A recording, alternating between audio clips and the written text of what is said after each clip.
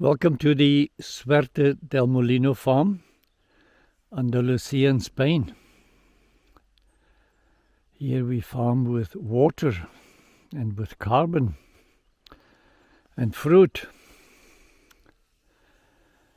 We have these beautiful oak trees, the cork oak and then the holm oak. And we also have the acebuche, the wild olive. They are extremely well adapted to this 2 growth seasons and 2 dormancy seasons we have in this Mediterranean climate. We then came with starry eyes and we planted a lot of things, and very few of them could survive this strange 2x2 system. So this is a guava and it grows well, and then suddenly it just dies during the summer, and now it starts again from the bottom. Whether that is now from the rootstock or the scion, I will have to find out. These are the berries, and suddenly they have new growth. But before they can ripen any fruit early summer, they just get shocked and they retreat back into their dormancy.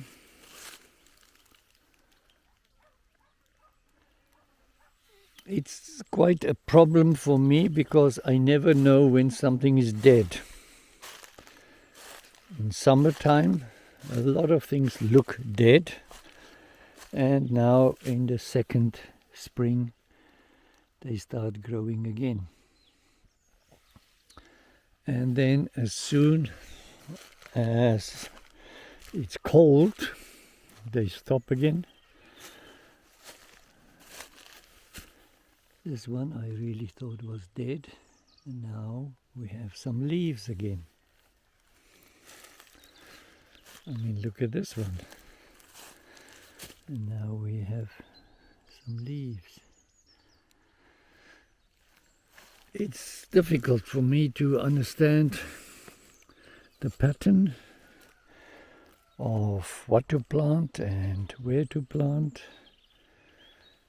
And it is trial and error because our Mediterranean climate is very different from the coast or other parts of the world, and we just have to learn from our specific climate. This is the strawberry tree. They do well here. Everybody tells me that figs do well in this climate. But it lost all its leaves, and now it's growing. The neighbor is doing a better job at survival. This is a cork oak. There's the holm oak.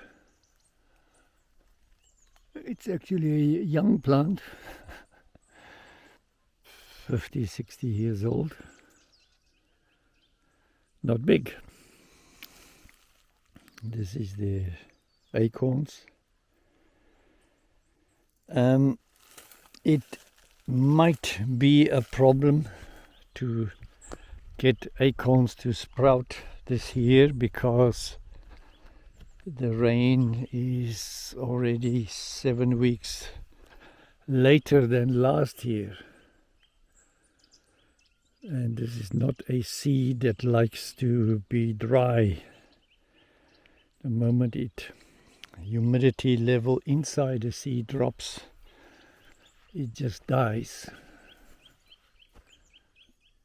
These yellow peach trees,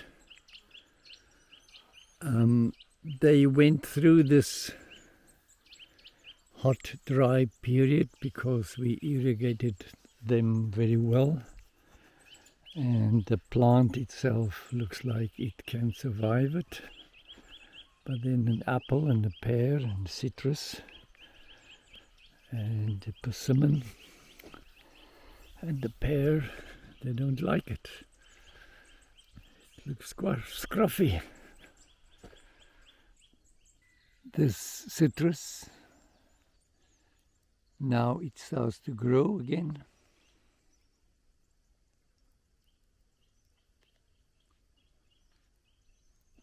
Here is quite an interesting gathering of things. This cabbage was planted 2 years ago. So it went into shock 2 years ago and it's still sitting here. Not growing and not dying. And then next to it we have a loquat and then a quince. And it appears that this loquat was grafted onto quince because it's all one plant. So, how do I explain that? Is quince a good rootstock for loquat? We have to find out. Here we have some sweet potato and then some melons that will never ripen. I mean, the mother plant is gone and this butternut also too late.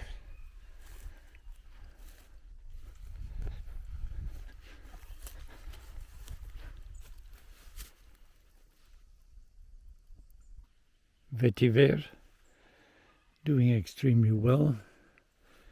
Each of these plants can be divided into 100 or more plants. So perhaps that is a way forward, although they need some water in the first 2 seasons, in summer as well. The carob is growing now.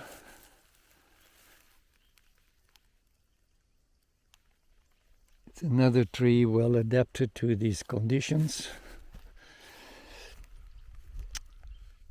We have planted almost 3,000 artichoke seeds. Now, this is their time. And I am very sure we will have very good success with them. The end of this swale, I have planted trees about 4 times already, and every time everything dies. And as we were planting these artichoke, I realized there's a highway of tunnels running all around here. So this is the moist area that I irrigate, and the voles and the rats and the mice and whatever, topos, moles, they have a field time and obviously they eat the roots. At least I now have an explanation.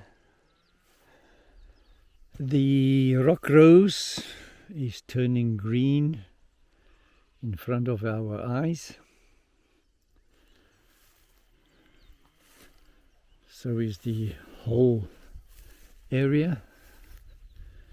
One of my favorite spots here, viewpoint.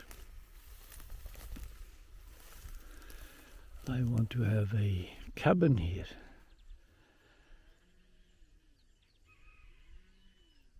Till next time, goodbye.